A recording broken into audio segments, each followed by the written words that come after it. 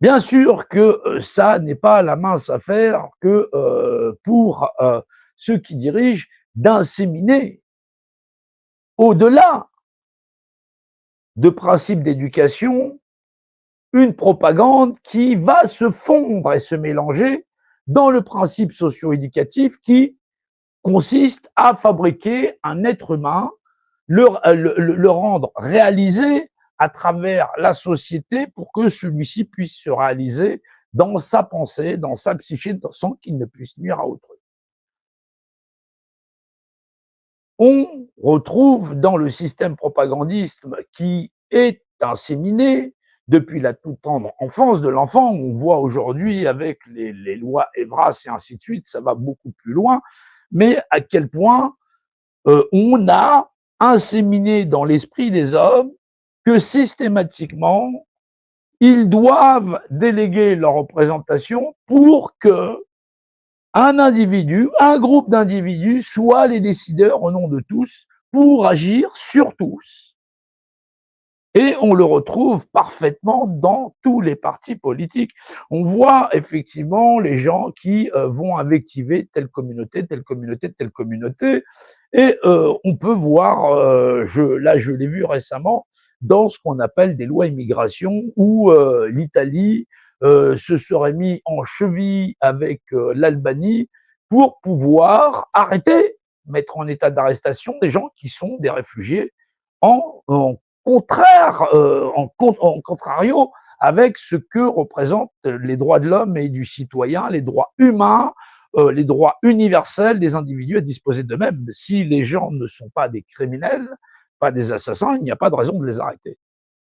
Et c'est ce qu'ont du mal, et c'est pour ça qu'on fait naître ces partis d'extrême droite. C'est idem chez les gauchistes, il ne faut pas vous leurrer. Il n'est pas question de dire il est de droite ou il est de gauche. Le milieu politique, c'est à gerber, quoi qu'il en soit.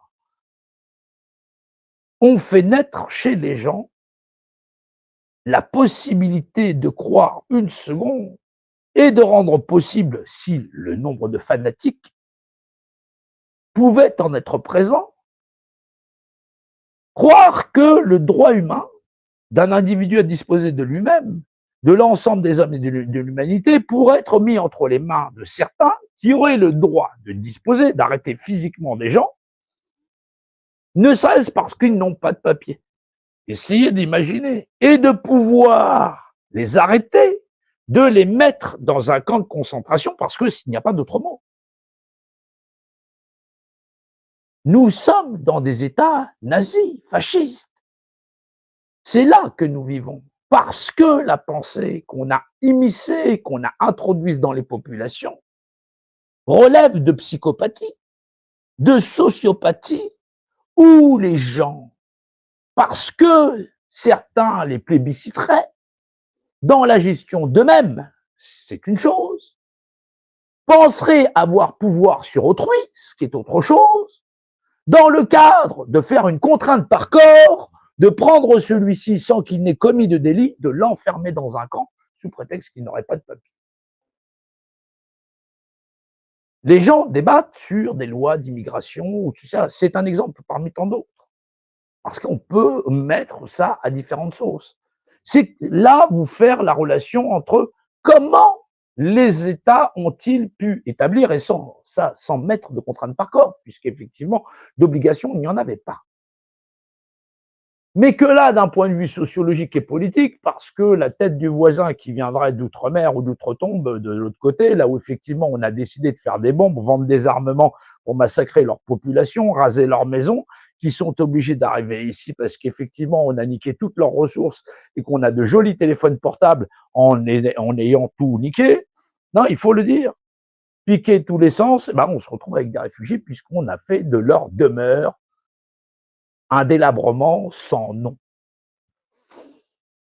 Il faut se rendre compte comment des gens peuvent discuter de dire oui, ce serait bien qu'on fasse des lois où effectivement le gouvernement aurait le droit de disposer de n'importe quel humain parce qu'effectivement il ne serait pas en accord avec les lois qu'on aurait édictées, l'enfermer dans un camp de concentration et les laisser là. faudra les nourrir, ainsi de suite, tralala tralala.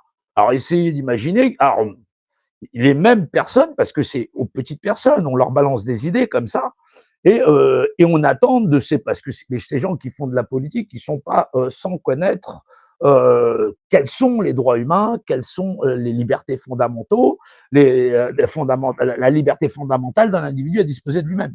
C'est-à-dire qu'on ne peut pas arrêter quelqu'un parce qu'il n'a pas de papier, ce qu'on appelle des OQTF, ils ont une obligation de quitter le territoire. Mais ça ne veut pas dire qu'on doit les ramener à la porte. S'ils n'ont pas commis de crime ou de délit, ils sont des personnes comme les autres. Faut rappeler que la moitié des créateurs d'entreprises, ce sont des gens sans papier, rien qu'en France. Est-ce que l'administration l'empêche? La réponse c'est non. Est-ce que l'administration s'empêche de les taxer? La réponse c'est non, non plus. Est-ce qu'ils cotisent? Oui, parce qu'on leur fait payer l'URSSAF, on leur fait payer absolument tout.